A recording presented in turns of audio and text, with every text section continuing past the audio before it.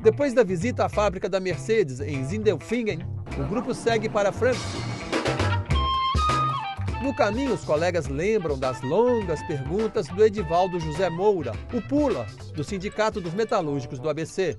Boa tarde a todos e a todas presentes. Meu nome é Edivaldo, eu sou trabalhador da Ford.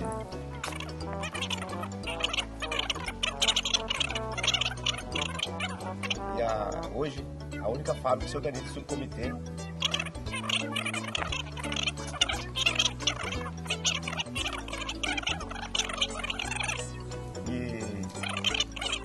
Nós fomos na eleição lá e fomos fazer Aí o caminhão, né, a oposição, e fomos lá falar com o pessoal, os trabalhadores da Assembleia. Aí o Pula-Pula começou a falar, parou, o pessoal foi todo embora, só tinha um cachorrinho lá sentado, um sorveteiro, eu e o Olavo na grama, não aguentava mais. E ele não calava. Foi tudo embora, ninguém aguentou. No dia seguinte, em Frankfurt, os dois grupos de sindicalistas brasileiros que haviam se separado no aeroporto se unem e seguem para uma conferência na sede do IG Metall. O prédio impressiona.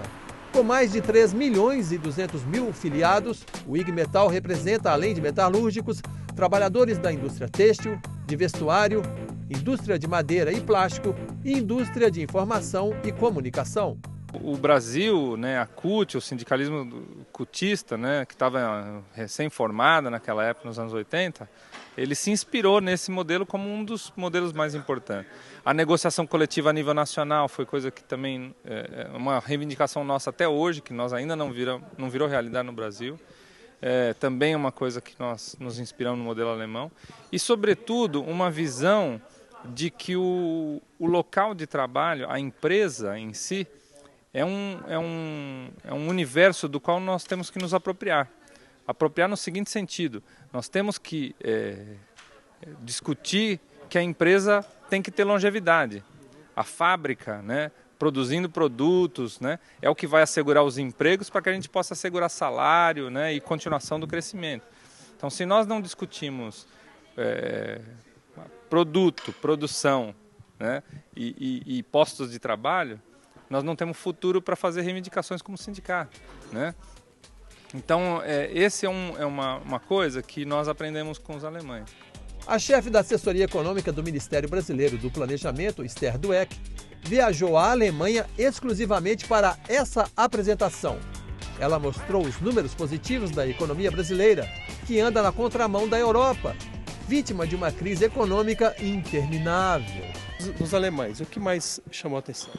Eu achei interessante duas perguntas principais. Uma um pouco sobre se existe ou não limites ao modelo brasileiro e em que medida a gente pode usar isso como exemplo para a Alemanha. Nesse sentido, acho que foi bom pontuar um pouco aqui, até o Clemente falou bastante, que a gente olha a Alemanha muito mais como uma coisa já consolidada que o Brasil almeja, né?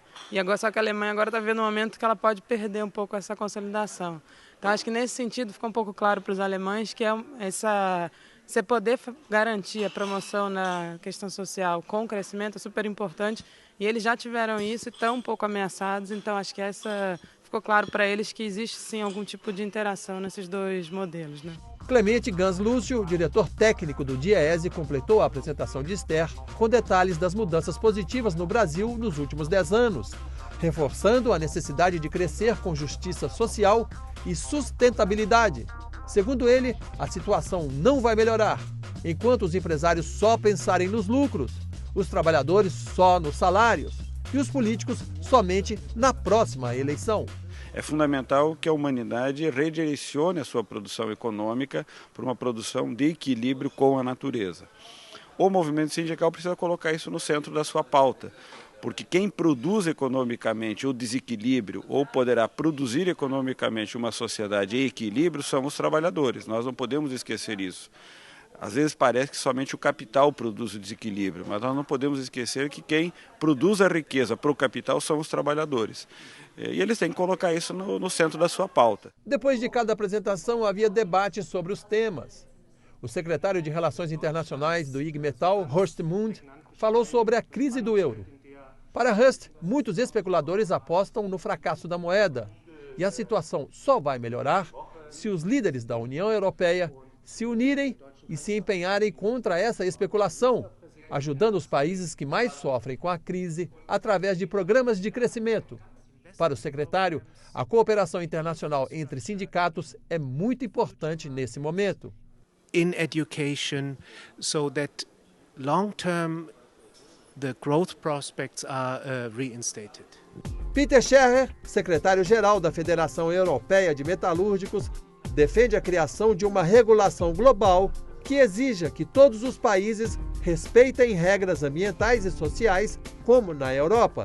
Segundo ele, somente assim a concorrência no mercado internacional seria mais justa. Na Europa, as matérias-primas, a energia e as leis ambientais elevam o custo da produção, enquanto que em outros países, como a China, por exemplo, as fábricas não são submetidas às mesmas exigências. Segundo Peter, se todos os países tivessem o mesmo comprometimento, as indústrias europeias seriam salvas, assim como o planeta. That will help our industries everywhere in the world, and it will help the global, our planet to survive.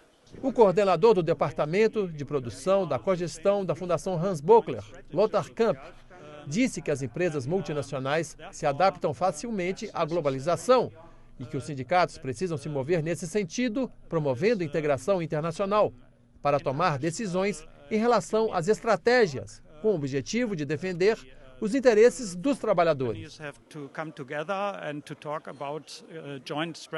Leandro Soares, secretário da Juventude da CNM-CUT, fez uma exposição sobre o trabalho das redes e cooperação internacional entre sindicatos. Redes é nada mais, nada menos que fazer com que a organização onde existe a organização local de trabalho possa se estender a nível não só de estado, não a nível não só de região, mas a nível nacional, e fazer com que os benefícios que existem em certos sindicatos, em certos estados, possam se ampliar a nível de estado, a nível nacional e até a nível internacional.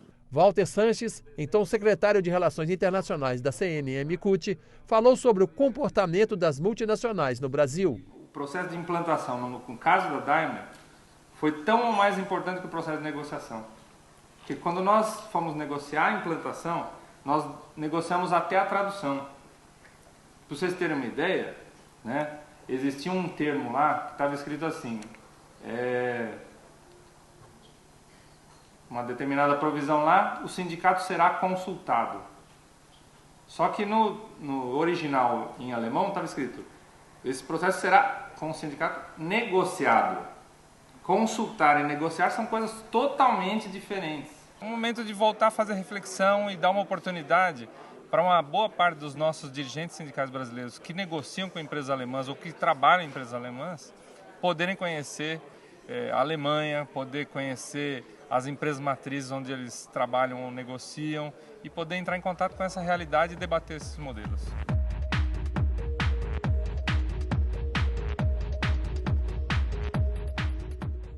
Eu quero dividir isso com meus companheiros, tudo que eu passei aqui, estou anotando algumas coisas, depois eu vou fazer um relatório de tudo que eu passei, de tudo que eu vivi, tudo que eu vi, para dividir com meus companheiros de Juiz de Fora.